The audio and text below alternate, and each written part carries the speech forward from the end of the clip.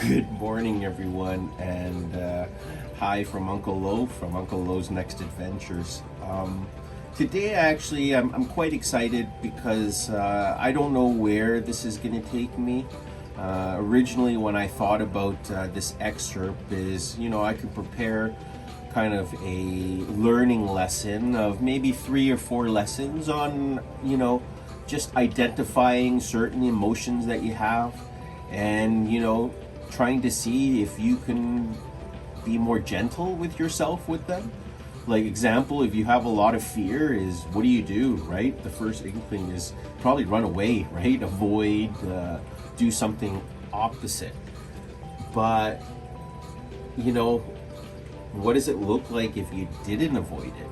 If you approached it and you maybe did something gentle, or you confronted the fear, or you just practiced all the time how to reaffirm maybe some of the things that you're not fearful of, or maybe some of the facts surrounding your fear, right? Have you actually checked and even isolated, are those true emotions? And I'm so in tune with it right now because recently they just launched the movie Inside Out 2, and I had a chance with my family to go watch it on the opening day. And boy, was it great to kind of actually relate to some of the emotions and how they did it in that movie, to kind of relate it to kids and what their emotions they might have, or what anxiety looks like if it's zinging around in your mind, and how your body and stuff feels, right? Like I always talk about meditation, talk a little bit about, taking some breath work in. I talk about progressive muscle relaxation, right? And all those are definitely levers to kind of help kind of calm your day.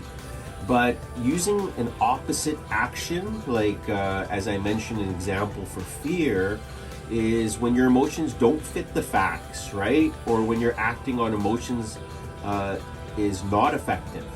So these are things that, I want to change. I want to do something. I want to get kind of in the habit of confronting those negative emotions, or what we deem to be negative emotions.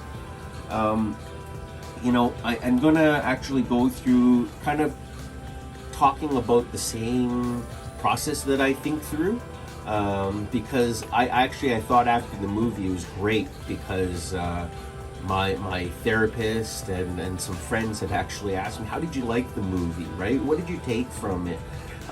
Was it relevant for you? Did it really resonate with you? And these are great standard questions, like, when you're looking at a movie. But I actually said, yeah, it did, because I have to deal through emotions as an adult. And sometimes we don't know. If we're afraid of something, we avoid, we run. Right? That's your whole body actually is trained almost kind of like that fight or flight mode. And we let that happen. But I'm going to actually go through challenging each one here a little bit. I'll use a few examples here. But it's really, how do you do the opposite action step by step? And first is, you got to identify the name of the emotion, right? And I mentioned about fear, or anger, right? Like, check the facts, right? See if all the emotions justify the facts. Check whether the intensity and the duration of the emotion fit the facts, right? Like, are you still mad about, let's just take an example of a road rage incident. Someone cut you off. 5 hours after, are you still worked up because someone cut you off earlier today, right? So an example would be, irritation might fit the fact when they cut you off, but road rage does not, right? Some of us, especially friends, have said, I've taken the next level, right? I wanted to run someone up. Even the wanted to run makes me cringe a little bit, right? And obviously we've all been in there where we've got taken it and we want to do some vigilante justice. right? I've just wanted to stop people just to talk to them and kind of reason and kind of get in their heads. That might be my validation. For some other people, it might be knocking on their window and trying to take it to the next level, and that's not what I'm promoting here, okay, YouTubers? The next one is identify and describe your action urges, right? Like, what do you want to do first? What's that first inkling, right? And then number 4 is ask your mind. Because usually I have to tell most of the people that I chat with, take a pause there, right? And see, what does your mind say? What's your gut instinct say? Is acting on it or expressing on that emotion effective in this situation? It's a good question to ask yourself, right? And if it doesn't, right, what can you do? Identify what the opposite action is first, right? And then the next one is I tell my daughter, and I use a good example, is have some good integrity, right? You guys have heard me say in my personal values of RICE, respect, integrity, courage, and empathy. One of them is integrity, and that's a big thing, is that when you say you're going to do something, do it well, do it all the way, right? And then the last one is just repeating your action, acting on your opposite action. So these are things that I want to use an example of, and I hope that you guys will continue to watch and support my channel here for better mental health, especially in young adults and adults in general. I believe that by learning these principles, if I just simply teach it or kind of put it in light of a conversation here, it can immensely help a lot of people. And you might not be suffering from, big levers of mental health or things that detract you from your day-to-day options, but you can too is change your mindset so you don't get to that point, right? You might be a driver right now that allows people to cut it off and be like, okay, it's just like my pan, it's like Teflon, right? I'm just gonna let it roll through. But sometimes it might be that person's cut you off, and now you threaten your family's in there, now you're pissed off, right? And you want to take some video.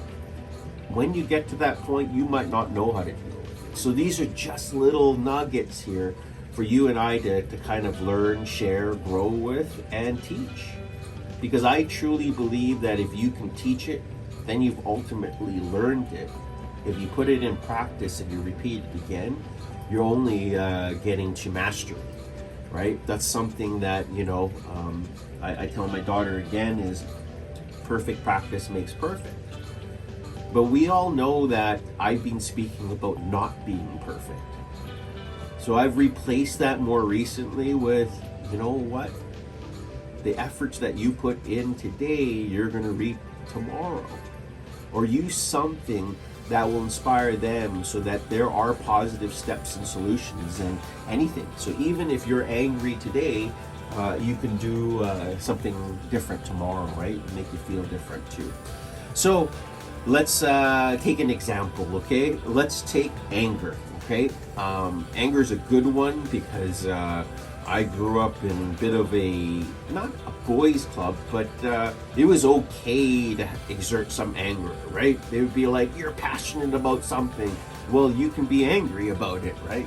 But what happens when you take it a bit too far, right? What if your anger gets to a level where, it could be a workplace incident where an important goal was either blocked, or desired activity was interrupted or prevented, or like I said, someone cut you off and you feel like it attacked your family or it could have hurt them.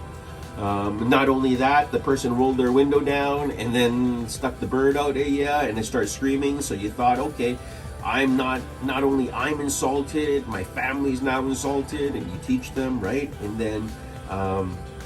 then you look at a whole social group, right? Like the entire, you know what? Those are bad drivers. I'm in beep, right? This part of the town, and I don't even want to say words, right? Because I've used some examples in the past, and these are all just thoughts. right? These are not pure estimates. No one said what group is more, but you feel a bit threatened too, right? So what follow these suggestions when your anger is not justified, right, by the facts, or it's not effective, right? Do the opposite of what your angry action urges. For example, if you're angry at that person, I'm not saying that you need to give them a hug, but maybe you can gently avoid them, right? You don't have to abruptly make it seem like it's going to be a big war, a big fight, right? Two, like I said, with your mind, take a time out. Breathe in and out deeply and slowly. Third one is be kind rather than mean or insulting, which won't, and I have a hard time. You should hear some of my mind chatter that goes along with it, and be kind is really the furthest away when you're angry about something. So for me, I really have to pause and work at it here and really know what is be kind. So you think those are already hurdles, and I'm trying to think about opposite actions, but how do I go all the way with some of these actions and for anger? Right? So I take a couple steps is I imagine first understanding and empathizing and put myself in the other person's shoes. Right? Like if you step in their shoes, try to see the situation from their point of view. Really imagine really good reasons for why it's happened. Change your posture. Even me right now, if you think just chatting with you, I should be in my best posture, but even when I think, oh, I had to kind of relax my chest and my stomach muscles a little bit. I had to unclench my teeth. I was chatting a little bit, probably even with during this little vlog here, and clenched my teeth a few times, right? Because I was fearful. Did it start? Is it recording, right? And these things, relax, right? Your facial muscles, do a half smile at the time. I know someone cuts you off, the first thing to do is you clench your fists and you start doing anything. Do the opposite of what you think. Release your tension, right? Breathe in and out a little bit. Relax your facial muscles. Do that half smile. I've actually done a smirk or a half smile at someone, and even though I felt like it was very dismissive, at the end of the day, it helped me. It changed, it popped me out of a thing, and it made me laugh a little bit.